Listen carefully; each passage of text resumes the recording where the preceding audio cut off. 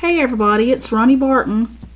I'm sorry it's been so long since I put anything on YouTube. I've just been really busy this time of the year.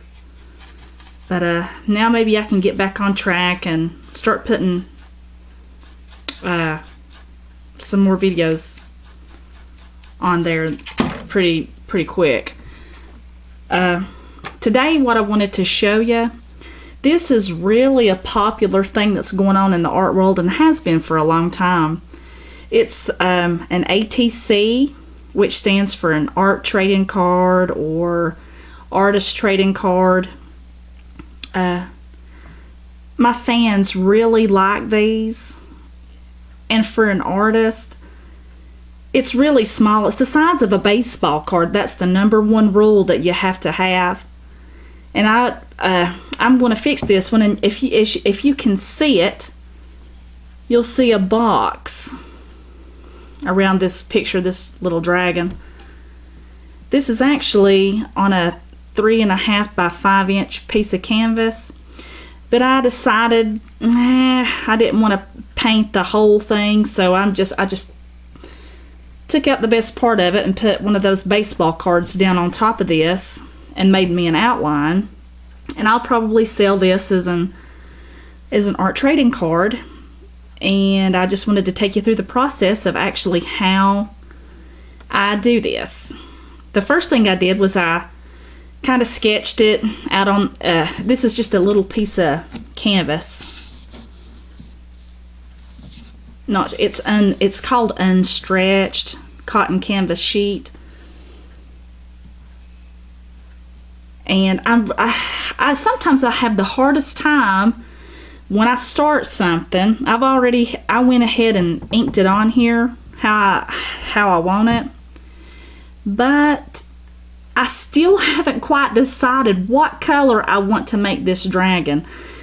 And so what I'm going to start with, and I do this a lot, especially when I was first starting to, paint to sell my artwork, until I got used to, the highlights and the shadows and stuff like that. And I still sometimes have a hard time with that. But I have just got some Mars Black paint and then white acrylic paint, and I'm just going to paint even over my picture, and you probably won't be able to see through it on your end, but I can see through it here. So first of all I just start off, and you'll have to forgive me, my tripod, it's broke or something, so I've had to hobcobble up a paintbrush and duct tape to kind of hold it into position, but I'm still having to stick my hand through there, so I'll probably be moving that picture around.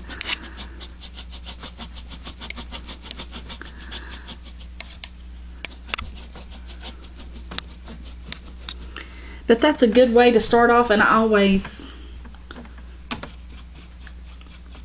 thin that down a little bit too. I just start putting the gray on there, and then sometimes with me, you can kind of see it now that it's kind of drying. Acrylic, and I use acrylic paint, and it dries really quick, and the older I get, I may have to start switching to oils, because now I know they make mediums and stuff like that to make that acrylic not dry so fast, but I guess I'm a dinosaur and I don't like change. I like to stick to my old methods.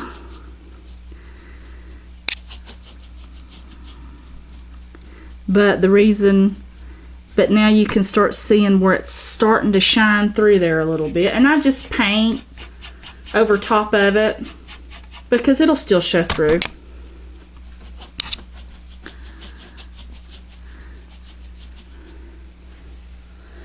And I tell you, I don't know if other artists are like this who do these art trading cards. This is 2.5 by 3.5 inches, what I'm working on here. And I generally like to paint big, like on 16 by 20 or 18 by 24.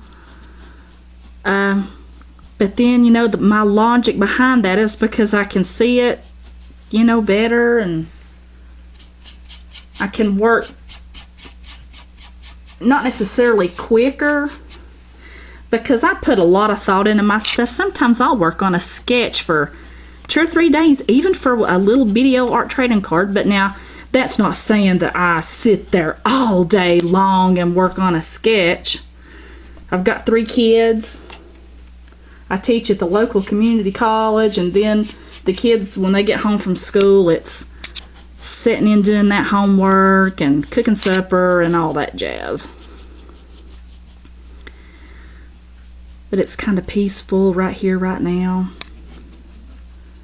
Kids are in school, but it's getting close to time for them to be out of school. They've only got about 4 more weeks. Okay, so I just put a basic layer of gray over top of that. And I jump around a lot, and I'm sorry. It's just I think it's so boring, you know, to just sit there and watch somebody paint. So I kind of like to talk. Now, what I'm doing right here,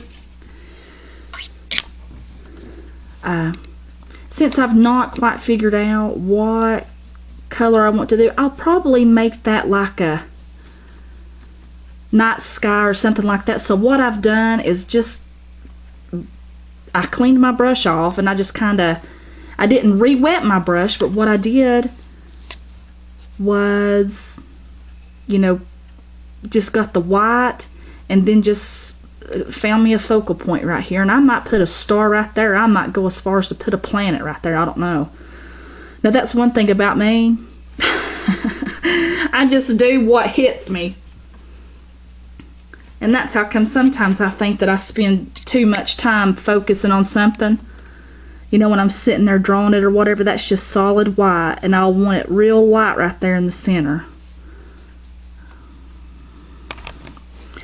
I don't want it quite white that far over, and I'm so bad to use my fingers to spread out paint.